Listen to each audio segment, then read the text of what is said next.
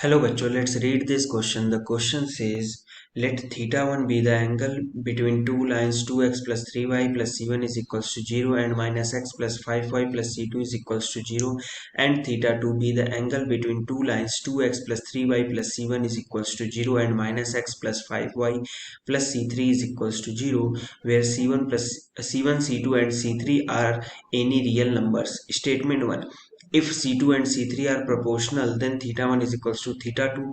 Statement 2, theta 1 is equals to theta 2 for all C2 and C3. 1. Statement 1 is true and statement 2 is true. Statement 2 is not a correct explanation for statement 1. Second, statement 1 is false and statement 2 is true. Third, statement 1 is true and statement 2 is false. Fourth, statement 1 is true and statement 2 is true. Statement 2 is a correct explanation for statement 1. तो हम देख लेते हैं की concept की concept तो की concept में देख लेंगे कि दो लाइंस दिए हुए हों तो उनके बीच का एंगल हम कैसे निकालते हैं। तो यहाँ पर लिख सकते हैं कि angle between between two lines, तो उसके लिए फॉर्मूला होता है यहाँ पर कि tan थीटा, ठीक है, थीटा जहाँ पर एंगल बिटवीन टू लाइंस होता है इज इक्वल्स होता है mod m1 minus m2 upon 1 plus m1 m2। m1 और m2 क्या है, ये स्लोप्स हैं दोनों लाइंस के, ठीक है। और यहाँ पर हम एक और चीज लिख लेते हैं कि स्लोप इंटरसेप्ट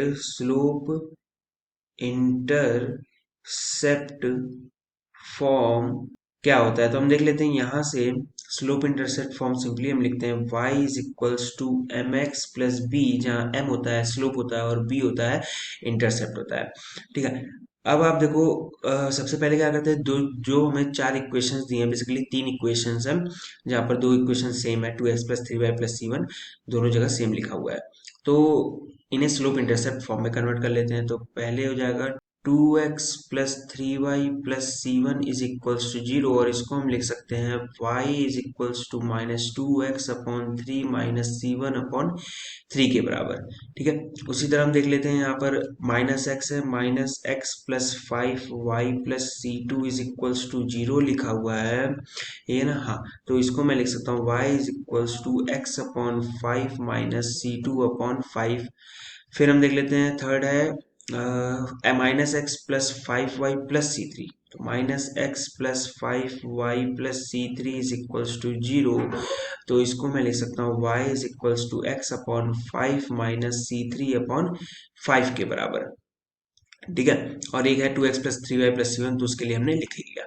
तो अब यहाँ से हम स्लोप लिख सकते हैं। अगर मैं इसको लिख दूं, सॉरी, यहाँ पर ये L1 मान लेता हूँ, इसको मान लेता हूँ L2, इसको मान लेता हूँ L3।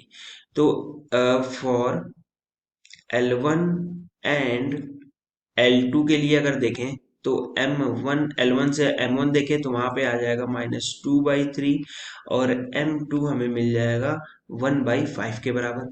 सिंपल, हम क्या कहिए, कंपेयर कर दिया स्लोप इंटरसेप्ट फॉर्म से। अब यहाँ पर हम क्या करेंगे कि एंगल निकालते हैं L1 और L2 के बीच का। तो वो दिया हुआ है tan थीटा 1, बस थीटा 1 दिया हुआ है कि be the angle between two lines 2x plus 3y plus c1 और minus x plus 5y plus c2 equal to 0 के बीच का, यानी L1 और L2 के बीच का।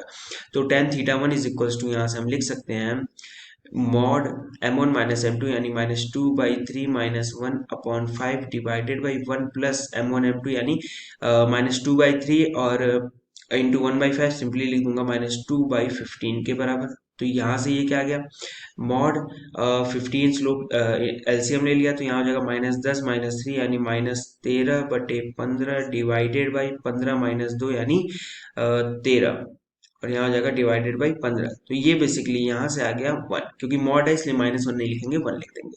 तो tan थीटा 1 1 आ गया, ठीक है। यहाँ से थीटा 1 हम लिख सकते हैं सिंपली 45 डिग्री, यानी दोनों के बीच का एंगल जो हो रहा है 45 डिग्री हो रहा है।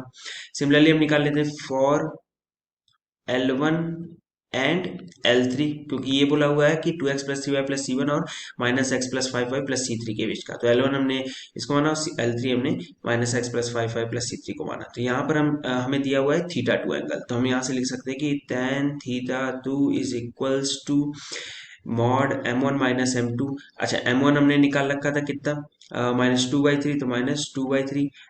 M3 कैसे निकलेगा, सिंपल है, M3 में कंपेयर कर दो स्लोप इंटरसेप्ट फॉर्म से, तो वहां भी 1/5 आ जाएगा, तो ये हो जाएगा -1/5/1 प्लस -2/15, ठीक है, इज इक्वल्स टू हो गया -13/15 डिवाइडेड बाई 13/15 का मॉड, और यहाँ से आ गया 1, तो θ2 आ गया 45 डिग्री के बराबर।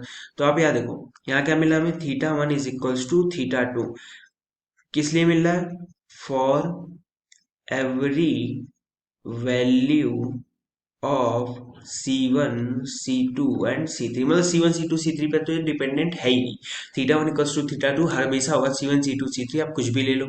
तो इसके हिसाब से अगर हम बोले तो हमारा जो करेक्ट ऑप्शन होगा वो होगा option number 2, statement 1 is false and statement 2 is true. Hope you understood it well, best of luck, thank you.